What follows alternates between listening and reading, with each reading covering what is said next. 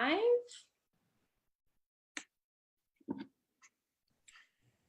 And we are we live? We are live. Hello, the Menders. I am Dr. Jenna Zellers, your host of the 21-day Mend Yourself Well Facebook Live Summit. And today I have a friend, Kelli Watts, joining me. She is the owner of Savor Pâtisserie. Make sure I say that right. Savor Pâtisserie. And she's going to share all about what that is, how you can find her, and the story leading up to her multiple stores across the DFW metroplex. So before she begins, I want to give her a little intro. She was born to a French mother. Kelli always had an interest in French culture, even though she grew up in West Texas. After earning a degree in design, she moved to New York City, where she first discovered macarons. Upon moving back to Texas, she decided to teach herself how to make them in her apartment. And that's when I met you, Kelli. You were making macaroons in your apartment.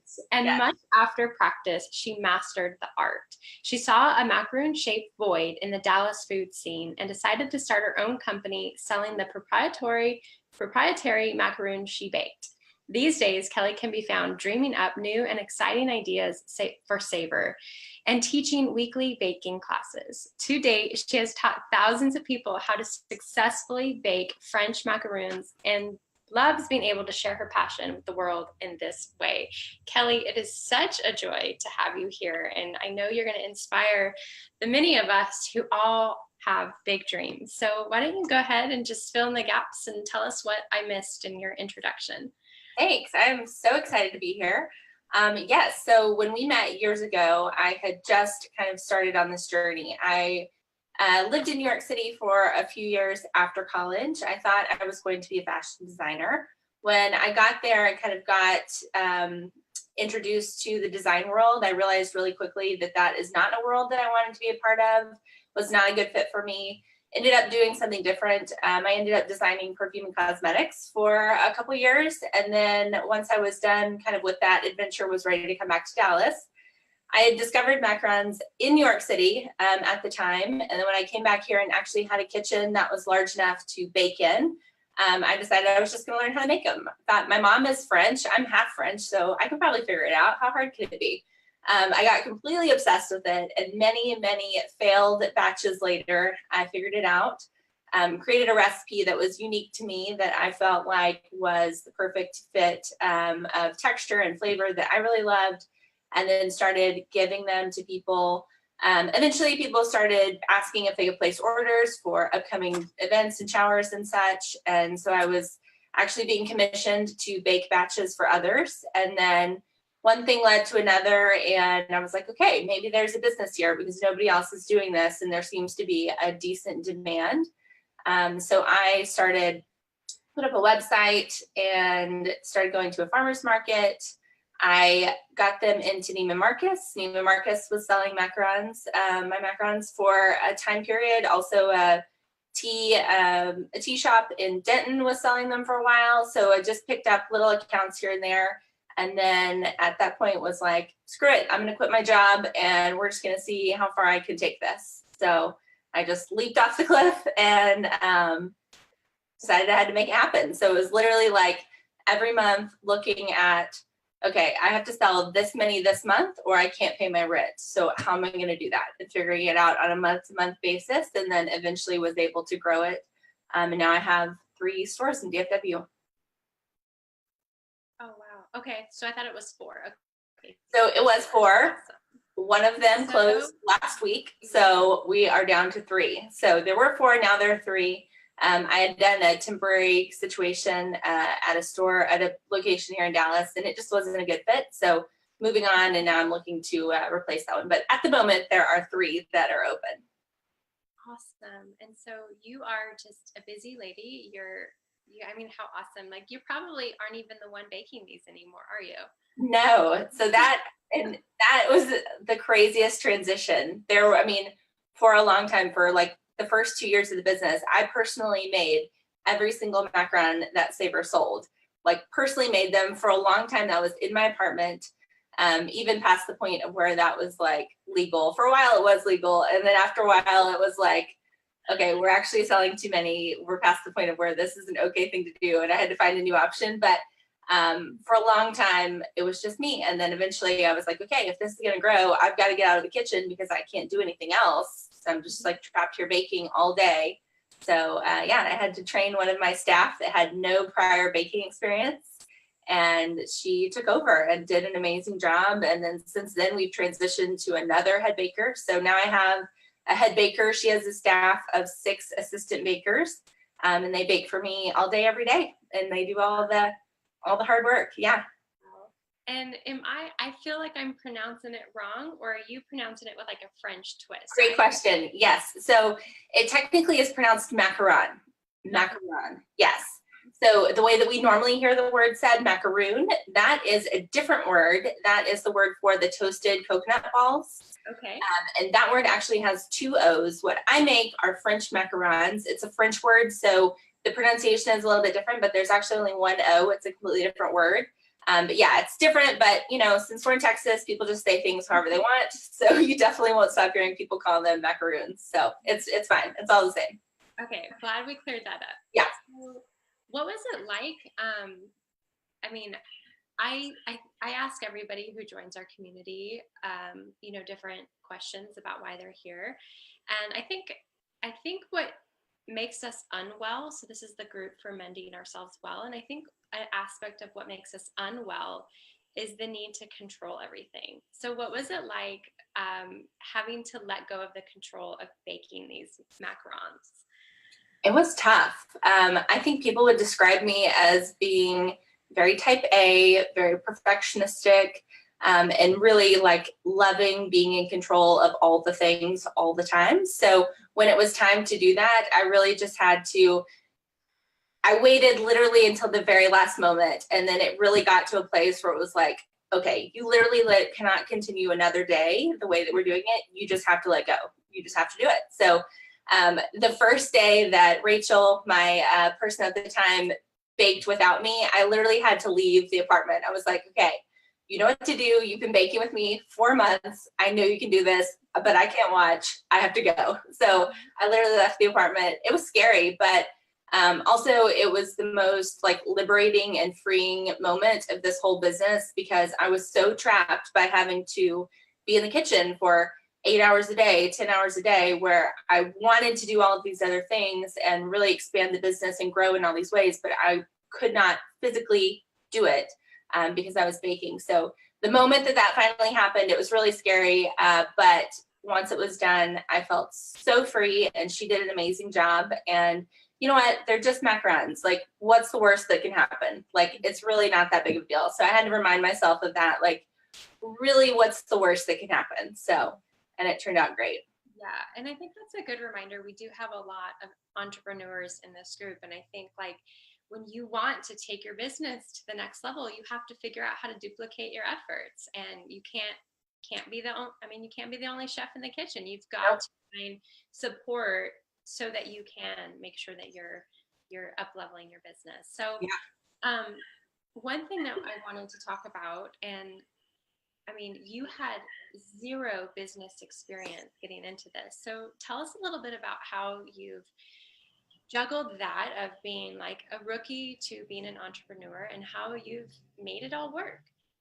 Yeah, it has been, oh my gosh, it's been an adventure. So I have always been entrepreneurial since I was little. I was like making washcloth bunnies and selling them to my grandmother as like a 3-year-old. I had lemonade stands every weekend that my parents would possibly let me. Like, I've always wanted to make my own money. That's always been something that's been on my mind. I've also always wanted to have my own business. So that's something that I had on my mind too. But for some reason, as an 18-year-old, it never crossed my mind to get a business degree. Like, didn't even think about it. I wanted to be a fashion designer. I wanted to have my own fashion line. So I was like, that's what I have to do. I need to go to design school. And so that's what I did. And then 5 years later, after getting this design degree, I realized, oh my gosh, great. I can design clothes, but I don't know how to run a business at all.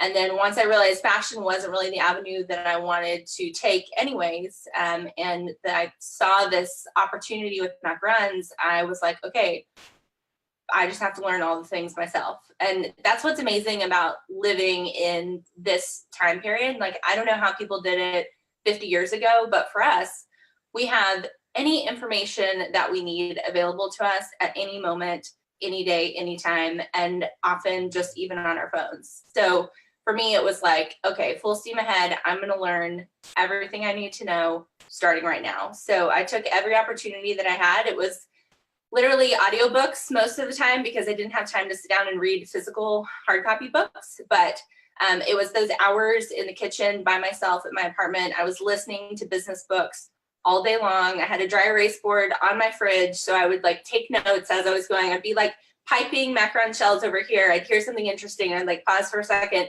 make a note on my fridge, and then come back to it later when I was done with that batch. But was just constantly learning and really not wasting any time. I mean, driving anywhere, I've always had an audiobook on, trying to learn, trying to absorb as much information as I possibly can. And then also not being afraid to try things. That's probably been how I've learned the most, is just being bold enough to just be like, okay, I'm just going to try this. And if it doesn't work, then I'll try something else. And when you don't know anything, you don't know like this is the correct way to go. You just like set out and make your own path. And then when something doesn't work, you just pivot and go a different direction. So it's been, reflecting on it now, in some ways it would have been really helpful to have had that foundation, have years of classes, or having had like a mentor from day one to really help me figure out how to do this. But I'm also really grateful for the way that everything went down, because it made me just forge my own path. And I didn't have some sort of preconceived notion of this is what a business should look like. This is how you should run things. Things should go in this pattern. I was able to really just think about everything, like consider what I knew, and then do the best that I could, make the best decision with the knowledge that I had. And some of it worked and some of it didn't work, and we had to do other things, but that's okay. I've learned so much. And it's been such an adventure. It's been tough. It's been a lot of work, but everything happens the way it's supposed to happen. And this was my path. Yeah, it's awesome. And along that time, like you were really busy. Like you were in the trenches, you were doing all this work, and like there's a part of you that also got disconnected, right, from like your friends and taking care of yourself.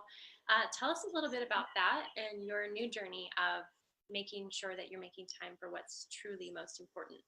Yeah. So back in those days, in the first couple years, so right now we're at like year 3.5. So I'm 3.5 years into this, but for the first 2.5 years, it really was me working at least 10 hours a day, more like 12, 14 hours a day. It was nuts. I would wake up every morning. I would bake all day long, bake for 8 or 10 hours, depending on how much had to be made that day. And then I would like quickly eat dinner, and then I would spend another 4, 5, 6 hours answering emails, building my website. Like I've done all of the marketing for Savor myself. I've done the website. Basically anything that has been done, I've worn all the hats. So there was so much that needed to be done, but since I was baking all day long, I was having to do all of the other things basically all night. And I'm a night owl, so I'm good at staying up till 2 a.m. But then like, that's fine until you have to wake up at 8 the next day and start baking again. So it was a lot. And everything took a back burner to having to get done what I needed to get done for the business. So that meant, there was probably a period of time where for like a year, I didn't work out like one time, like not once. And prior to that, that was always something that was part of my life. Ever I was in sports in school, like that's always been something that was important to me, but like totally let that go. I was eating just like junk, nothing healthy ever. I wasn't making time for my friends. I had a boyfriend for some of this time, and that was challenging because, it was like, great, yeah, we could spend some time together, but actually I have to bake, so I really can't. And I was like, you can come over and, help me like sift some almond flour, but there was not a lot of free time. So now that part is over and I've been able to transition into hiring a staff, having people help me, delegating a lot of things that I was trying to do everything myself.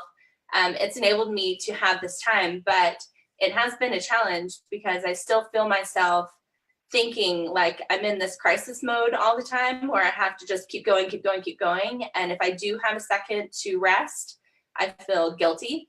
I feel like I'm not doing enough. I feel like I'm missing something, I'm forgetting something, and I have a hard time truly just stopping and resting. So that's been a process in the last year of having to make a conscious effort to say, okay, no, you have worked enough today. You've done enough for today. There's tomorrow. You have all these people helping you. Let them do this. You take some time to rest. And, that rest time could be anything from going to dinner with a friend or going to a spin class, all of the things. So that's really been my goal for 2018, was to not open any new stores, to really take some time to get my life back in order, to make time for friends. So for me, what that looks like today is I have been working out again for the last 6 months. So that's something that I'm making time for. And oh my gosh, it does feel so much better. It makes such a difference in every part of your life to be active and to have that exercise and to have that stress relief time. And then also really prioritizing spending time with friends. So at the beginning of each week, I'm looking at my calendar thinking like, okay, who have I not seen? And then reaching out to them and being like, listen, I have Tuesday night and I have Thursday night available. When are we having dinner? And like really making time for that. So it's had to be a really conscious choice. I've discovered that if I don't actively plan those things, if I don't actively seek them out, they don't just magically happen. So it's kind of been a process of relearning how to take care of myself, but it's made all the difference. And then it makes all of the challenges within the business and those like crises that come up, it makes them so much less painful because I have that balance. And I have the time to kind of turn off and think about something else, even for just a couple hours of the day. That's so important. And I'm glad that you've found that time and you're making a commitment to it. And it's kind of like goes back to a lot of other messages that we've been sharing over the summit. Is like, what is your intention? Like, set the intention of making time to have your social life, or set the intention, whether it's family life or just unplug for a minute, because everything will be fine when you get back. Yeah. That is so awesome. Have I missed anything important in your story, or a message that you think our audience should hear? Is there something else that you feel really called to be sharing today? I think that for me, something that has stood out to me the most about this journey so far is really just like not being afraid.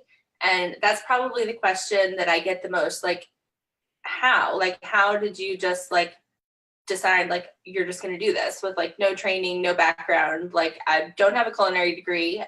We didn't talk about that, but I'm completely self-taught. So, how did you do this? And I think it is just a fearlessness. I've never been that risk adverse. I will say I'm a little bit of a risk taker, but it's good.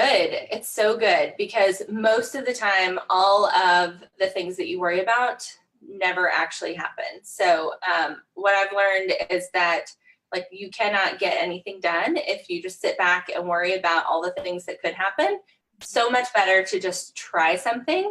Even if it fails, at least you know that you tried something, and just to keep moving forward and like just do something. And then if you need to do something else later, do something else later. But taking those bold steps forward, just like one little step at a time, will get you where you want to go. And also the other thing is I'm such a planner. So this whole thing, if I could start over, I would go back and like plan it all out and it would be like this perfect plan. But because everything was happening like day to day, minute to minute, I couldn't plan everything out. And that was a really scary feeling for me, being such a type A personality. But it's been so fun and such an adventure and so scary at the same time that I found that my personality is changing through this process. I've had to really learn to let go of those tendencies to want to plan everything out and just to kind of roll with it and make kind of spur of the moment decisions, and then move forward with what works and let go of what doesn't work and just keep on going.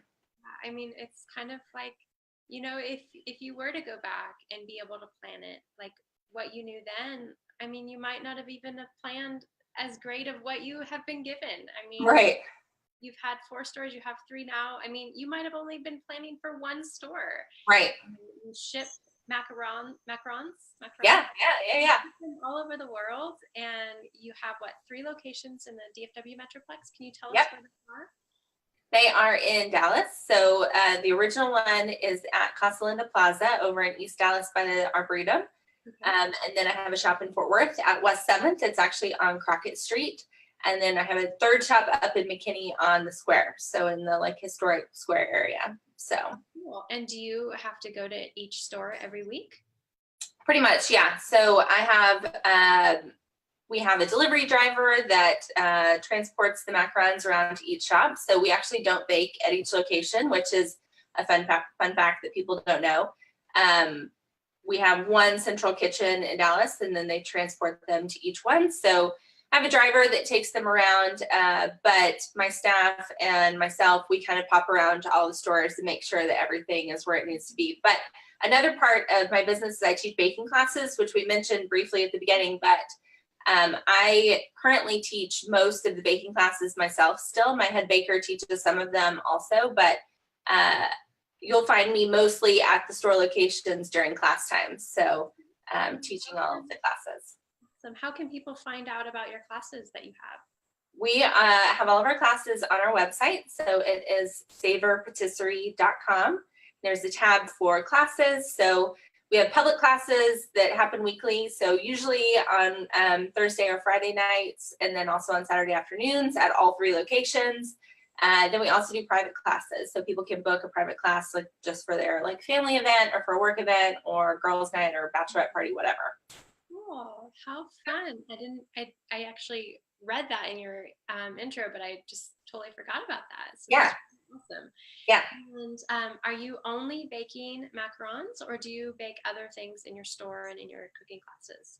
Just macarons. That's it. So yeah, it's macarons are notoriously difficult to bake. If you were to go like on Pinterest and search macaron baking, there are definitely more fail examples out there than successful attempts at making them. So it's quite a process. It's pretty tricky. And there are a ton of like really bad recipes out there. So kind of hard to do, but yeah, it's keeps us busy for now. We are able to specialize in them, and that makes us have the ability to do them really, really well. Yeah. And for now, it's keeping us busy. So we've got 16 flavors that are available all day, every day. And then we do special collections seasonally. Like we just did a Harry Potter collection. We'll be doing a state fair collection that comes out on Friday, actually, which is going to be super fun. So we can do all sorts of different fun colors and flavors. That keeps it interesting. But yeah, just macarons. That's it. That's so amazing. I'm so proud of you. I'm so happy for you. I'm just Thank you. Yeah, you totally deserve it. So way to go. And I know everybody watching has been sending some nice comments. Let go of the outcomes. I love your message. You are flowing. Yes, keep moving forward. Greatness. Would love to do a class with my daughters. We tried to make them one time and they tasted great, but they were not beautiful. Take some practice. That's a great comment. Thank you so much. And you are giving away a 10-pack of macarons to our lucky winner.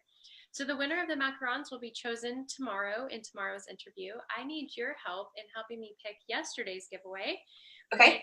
Was a coaching session and book from Dr. Shannon on Date Yourself Well. So let me pull up my spreadsheet here. And I'm going to have you help me pick a number between 2 and 91. Just don't pick, what was it?